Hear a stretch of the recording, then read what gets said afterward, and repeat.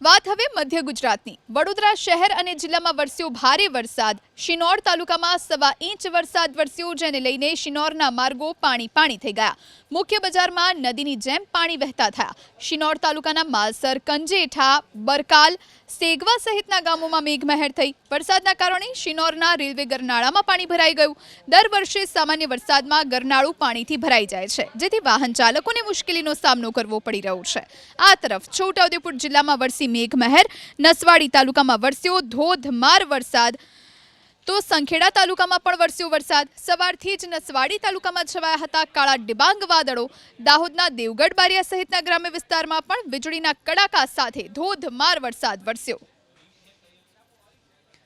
તો આપ આ દ્રશ્યો જુઓ, મધ્ય ગુજરાતમાં પણ આજે મેઘરાજાએ મહેર વરસાવી। વડોદરા, છોટાઉદેપુર અને દાહોદમાં વરસાદી માહોલ।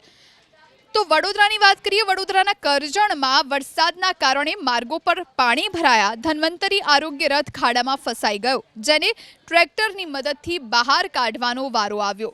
તો વડોદરા જિલ્લામાં વરસાદના કારણે ઠેર ઠેર પાણી ભરાતા આ પ્રમાણે મુશ્કેલીનો સામનો લોકો કરી રહ્યા છે।